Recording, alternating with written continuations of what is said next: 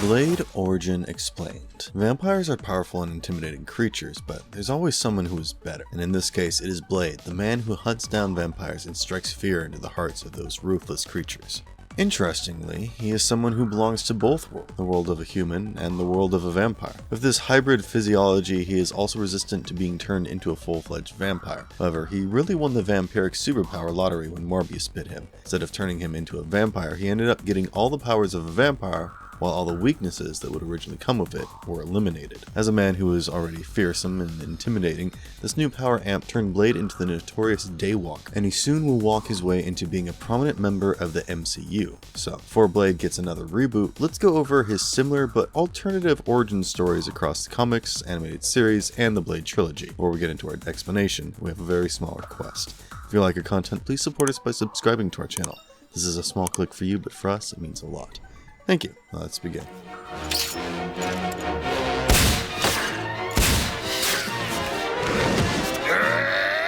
Blade's tragic origin in Spider-Man the Animated Series. Blade appears in the second season of Spider-Man the Animated Series during the Morbius arc of the cartoon, with Michael Morbius turning into a vampire due to an accident with Peter Parker's mutated blood sample and the neogenic recombinator. There is a new threat in New York City.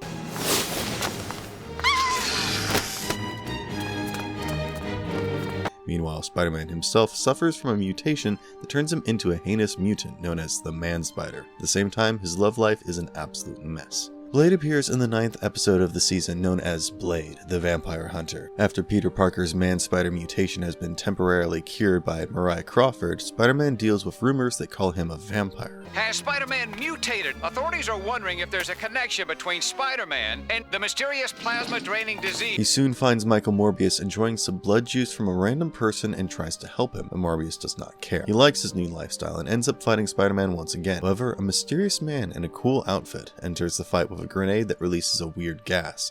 Morbius is immobilized, but Spider-Man is not. This man is Blade, who believes both Morbius and Spider-Man to be vampires. He tries to kill Morbius, but after Spider-Man stops Blade from killing the vampire, he now stands against the spider as well. He soon launches a special gas made from garlic, a weakness for vampires. He realizes that Spider-Man is not a vampire after all. However, he still attacks Spider-Man and leaves with Spidey placing a tracker on his bike.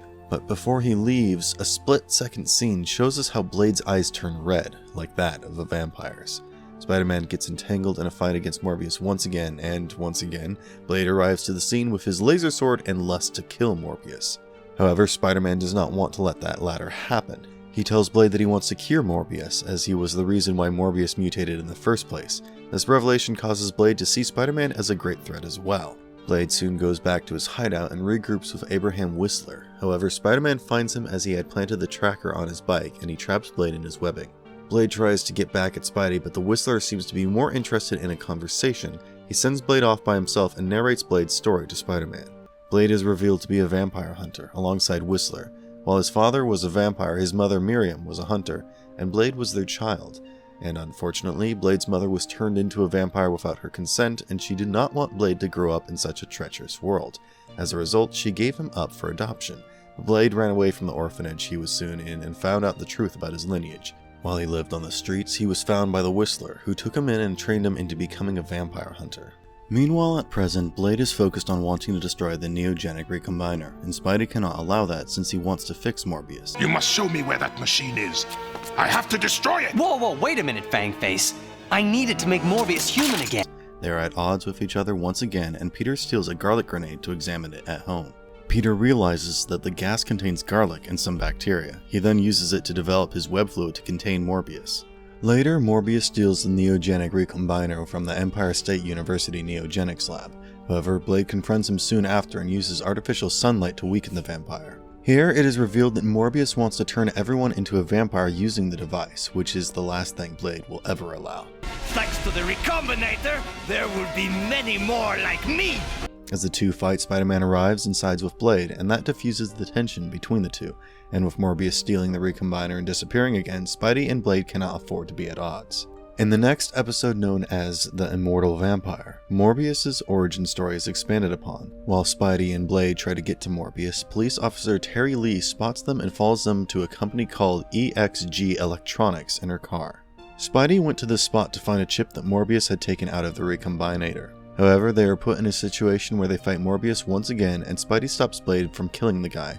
Ultimately, Morbius finds Terry Lee and tries to fly away with her, but he drops her from above instead and Blade catches her.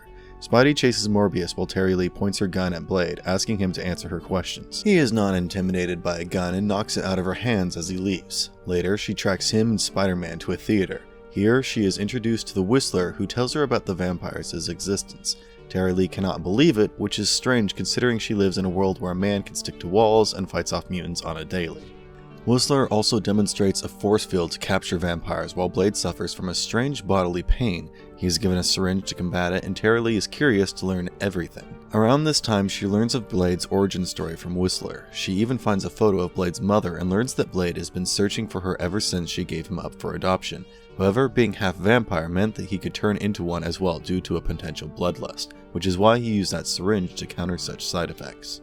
Terry and the Blade end up developing a romance in this episode as well, but of course it goes nowhere. Later into the series, Blade's mother Miriam returns as a villain. My mother, Blade? look into my eyes. See that I tell the truth. Yes. Blade's origin in the comics. Blade's comic book popularity has often been dwarfed by the several other characters appearing in Spider-Man's side of the story. However, the Blade film franchise has twisted his narrative and catapulted Blade into the mainstream. But as you may have already guessed, Blade's origin in the comics is different from what we see in the animated series and in the films. Blade, or rather Eric Brooks' debut, was marked by the 10th issue of The Tomb of Dracula in 1973. He was created by Marv Wolfman and Gene Colan and was pretty much based on Count Dracula for the comics. He was born on October 24th, 1929 in a Soho brothel located in Great Britain. In the comics, he is around 72 years old, but has retained his youthful looks by opting for a very niche beauty procedure that it requires some vampire DNA. His mother, Tara Brooks, was a prostitute in the Soho-based brothel. However, he was a problem child since his fetus days and caused several labor complications. Ultimately, a doctor named Deacon Frost was summoned, and as luck would have it, this doctor was a vampire. With blood as his beverage of choice, Deacon Frost took the opportunity to indulge in this delicious drink to the fullest. Blade's mother became the victim, who helped quench his thirst and, in the process, died. However, Frost's vampiric enzymes made their way into the woman's body and it turned the baby into a dhampir, which is the word we use for someone who is a hybrid between a vampire and a human. In typical hero fashion, Blade was born as an orphan and had superhuman abilities. He could never be turned into a vampire. He could smell out supernatural creatures from far away. He would live way longer than the average human. On the other hand, he developed a sensitivity towards bright lights. He was raised by the others at the brothel and trained by himself. With his physical amps, he was able to nurture himself into a superior hand-to-hand combatant with exemplary athletic abilities.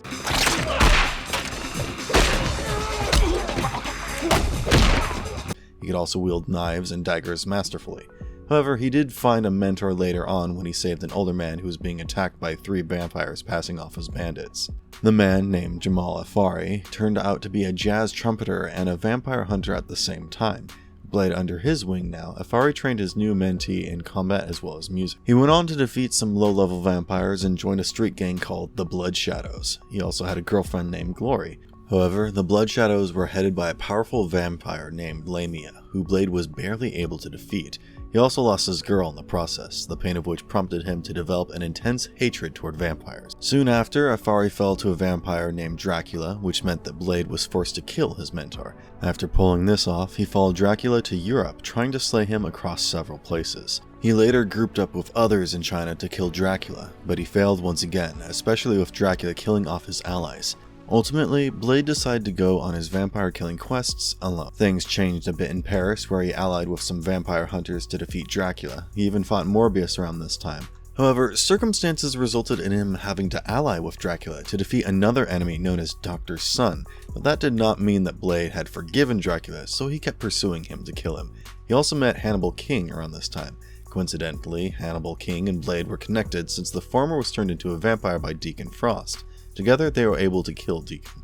Blade later joined a group called the Night Stalkers, albeit temporarily. Doctor Strange and Hannibal were a part of it as well. Together, they were finally able to defeat Dracula. They also fought Lilith, Hydra, Lilin, and an ancient vampire known as Varney. But he went solo right after this journey, and to his misfortune, Dracula and Deacon Frost had been resurrected. Hannibal King returned to help him take down Frost once again. Real change took place when Blade went to New York City and met with Spider-Man and the vampire known as Morbius. As he fought Morbius, he was bitten by the vampire, but Blade was resistant to turning into a vampire, so instead he ended up getting all the powers of a vampire with none of the drawbacks. He had acquired superhuman strength, but his weakness to sunlight had disappeared, which birthed his iconic name, Daywalker. He had also gotten entangled with S.H.I.E.L.D. and joined other vampire hunters to prevent Dracula from turning himself into a god. He defeated a resurrected Dracula and a vampire Spider-Man as well. He also destroyed a S.H.I.E.L.D. helicarrier as it had fallen victim to a terrible vampire infestation. Next, he got involved with Dr. Doom, who sent Blade to the past to save Doom's mother. He took this opportunity to save his own father, Lucas Cross, from rotting away. What he did not know was that Lucas Cross had set a prophecy in motion that would require Blade to do exactly what he had done. Things got even more complicated soon. Blade's contributions to killing vampires were considered to be homicides by the American police. Soon, he became one of America's most wanted criminals and went on the run. He battled Morbius again, who had become a registered superhero under S.H.I.E.L.D. Blade was captured and used to bring down the Wolverine. However, he decided to side with Wolverine in the end.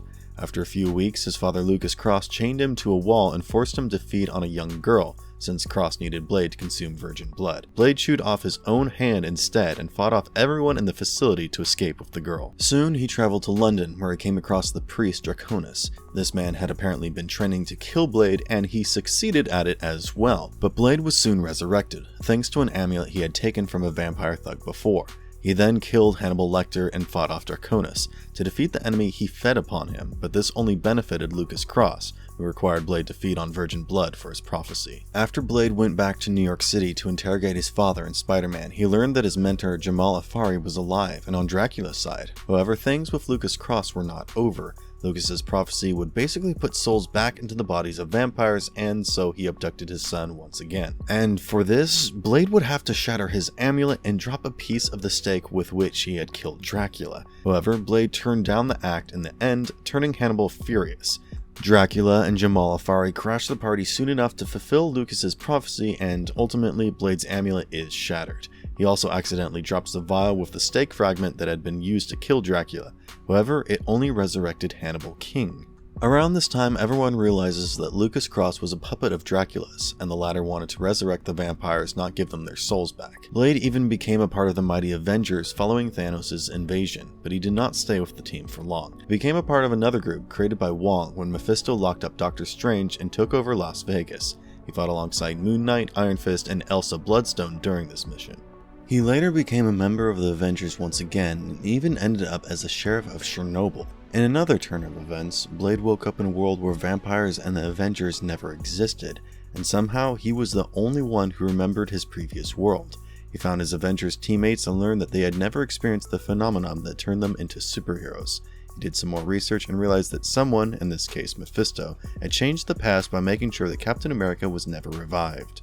Blade was able to revive Cap, get the Avengers, fight off the enemies, and use Mephisto's artifact to turn things back to normal. And soon, he went back to his life of being a solo superhero, who would occasionally team up with others, especially the Avengers.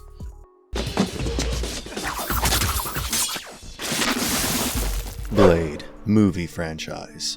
We have already mentioned Blade having a successful movie franchise before. In fact, some of the younger fans may recognize the character from the movies instead of the cartoons or the comics. The Blade franchise had Wesley Snipes playing Blade, while Stephen Norrington, Guillermo del Toro, and Goyer directed the 3 Blade films from the trilogy, respectively. The movies came out during a 10-year that started from 1998 and went on till 2004. The first Blade film came out not long after the Batman and Robin movie and helped undo some of the damage done to the popularity of superhero movies.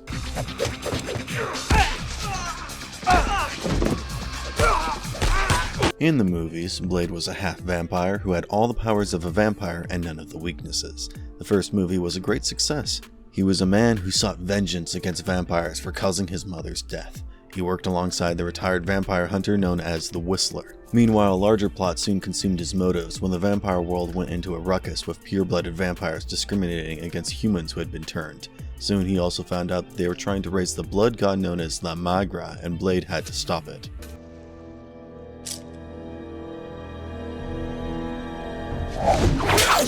The 2002 film was known as Blade 2, beginning with a mutation that turned vampires into something known as Reapers. These new vampires were so bloodthirsty that they were consuming humans and vampires, turning the survivors into Reapers as well.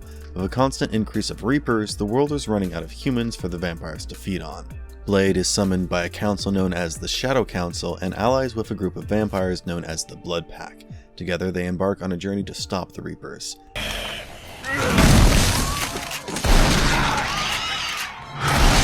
The last film from the trilogy, Blade Trinity, hit the screens in 2004. Here, Blade was framed by the vampires for killing a human, turning him into a criminal in the eyes of the police and the public. Meanwhile, Dracula had been resurrected, which meant that Blade would work alongside Whistler and of course Hannibal King to defeat the most powerful vampire ever. Things get more complex when Blade has to release a vampire-killing virus that might kill him as well.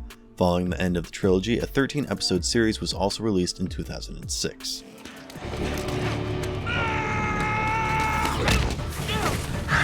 What makes Blade so powerful? As someone who has had great success in commercial media, Blade has several tricks up his sleeve. Being a Dhampir, or human and vampire hybrid, makes him immune to vampire bites. He can sense supernatural creatures, and he ages really slowly. Later, he even gained the strengths of vampires while losing his sensitivity to sunlight. His senses got as sharp as that of a vampire's as well. This was also accompanied by his superhuman strength, speed, durability, stamina, and agility. Blade also had the ability to heal way faster than normal, just like vampires. However, this worked mainly on mild and moderate injuries such as slashes. He could also survive the ingestion of metaphysical ailments and contaminants. He can also transform into a monstrous state when necessary and revert back to human-ish.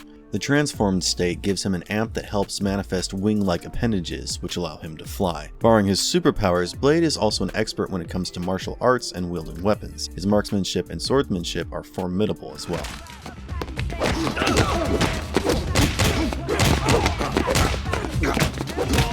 Everything we know about the upcoming Blade movie. Blade is going to get his shine in the MCU soon, with Mahershala Ali from the Oscar-winning film Moonlight playing his part.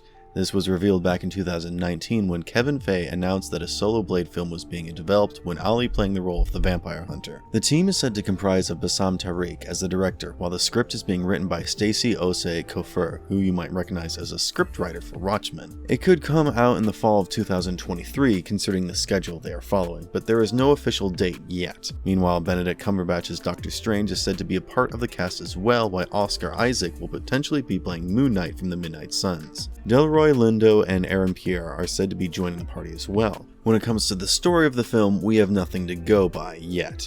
He will probably get a slightly altered origin story, and it may or may not tie up to the post-credits scene in Eternals. In that scene, Dane Whitman referred to the Ebony Blade, a sword that increases the wielder's bloodlust and makes them grow stronger with each kill as it grows stronger itself, while Mahershala Ali's voice made a cameo. Sure you're ready for that, Mr. Whitman?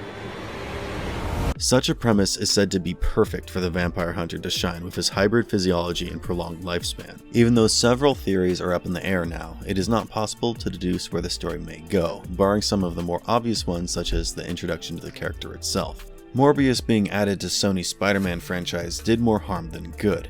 Hopefully Blade won't go down that path. And as always, if you liked our content, don't forget to leave a like and subscribe to us if you haven't already. Have a good one and be safe. Thanks everyone.